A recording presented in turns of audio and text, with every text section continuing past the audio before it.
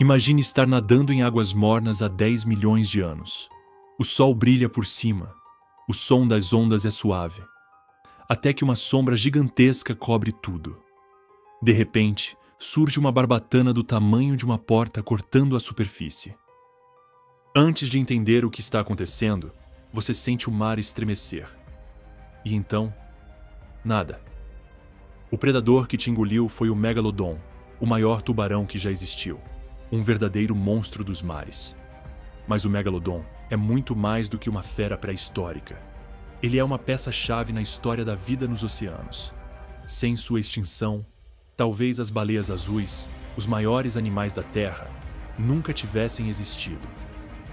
Hoje, no canal Origens, vamos entender a ascensão e queda desse titã e como sua morte mudou o rumo dos oceanos. O tubarão branco é o predador supremo dos mares atuais, com até 5 metros de comprimento. Mas, perto do Megalodon, ele parece um peixe pequeno. O Megalodon podia chegar a 20 metros e pesar mais de 60 toneladas, o mesmo que uma baleia jubarte adulta.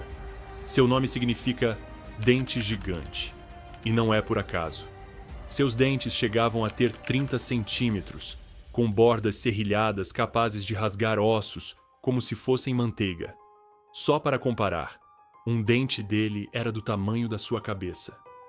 E é justamente por esses dentes que conhecemos o Megalodon, como seu esqueleto era feito de cartilagem, que raramente fossiliza. Os dentes são as principais provas de que ele existiu. E esses fósseis contam uma história fascinante, cheia de mistério e poder. Os tubarões são peixes cartilaginosos, o que os torna mais leves, rápidos e flexíveis. Mas isso também significa que o tempo não foi gentil com suas carcaças. Elas simplesmente desaparecem.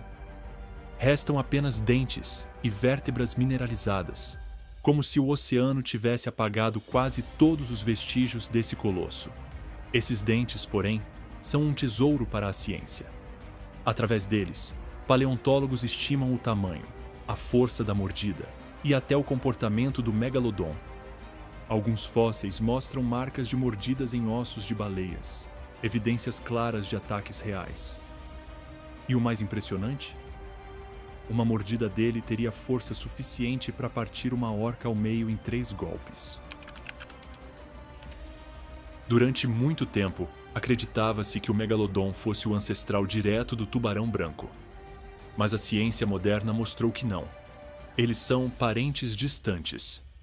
O Megalodon pertence à família Otodontidae, um grupo completamente extinto, conhecido como os tubarões de dentes gigantes. Essa linhagem surgiu logo após a extinção dos dinossauros e foi crescendo. E crescendo, até alcançar tamanhos absurdos. Era uma tendência evolutiva clara. Cada nova espécie era maior do que a anterior. Até que, por volta de 16 milhões de anos atrás, nasceu o ápice da linhagem. Otodus Megalodon, o verdadeiro rei do mar. O Megalodon viveu em um planeta em mudança. Durante o Mioceno, a Terra estava mais quente e úmida, mas começava a esfriar lentamente. As correntes oceânicas mudaram, surgiram novas espécies, e o oceano se tornou um ambiente fértil, mas também competitivo.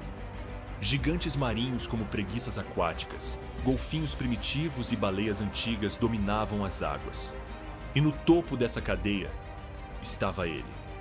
O Megalodon era o predador supremo, patrulhando mares inteiros, caçando mamíferos marinhos com precisão letal.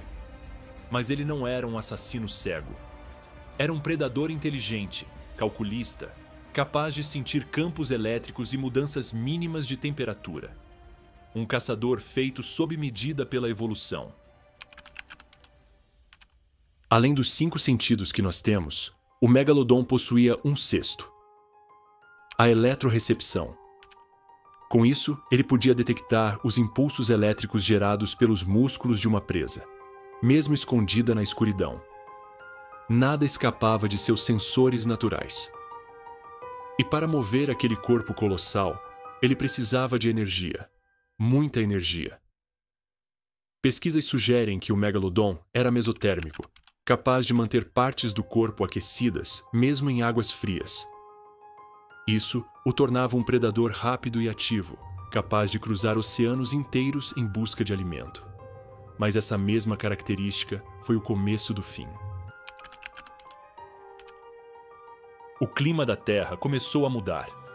As águas esfriaram, os níveis do mar caíram e novas espécies começaram a surgir, incluindo predadores mais adaptados ao frio, como as orcas ancestrais. A comida escasseou e o gigante faminto precisava de toneladas de carne para sobreviver. Com o tempo, ele foi ficando sem território e sem presas. As águas que antes eram seu império tornaram-se um campo de batalha onde o tamanho já não era vantagem.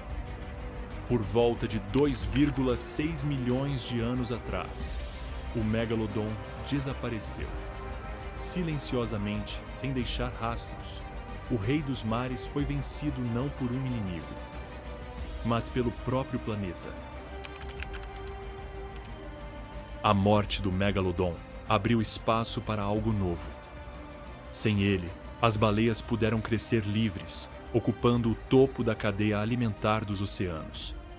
É por isso que hoje temos criaturas colossais como a baleia azul, o maior ser vivo que já existiu. Mas o espírito do megalodon ainda vive, não em carne, mas em fascínio, em cada dente fossilizado, em cada história contada à beira-mar e em cada filme que tenta recriar seu terror. O megalodon nos lembra que o poder da natureza é cíclico. Tudo nasce, domina e um dia desaparece. E aí, será que um dia algo tão colossal quanto ele voltará a surgir nos oceanos? Deixe sua teoria nos comentários. E lembre-se, nas águas profundas, o silêncio pode esconder histórias que a ciência ainda não ouviu. Você acabou de conhecer a ascensão e queda do megalodon, o verdadeiro rei dos oceanos antigos. Se curte mergulhar nas origens da vida, se inscreve aqui no Origens e vem com a gente descobrir o passado que moldou o mundo de hoje.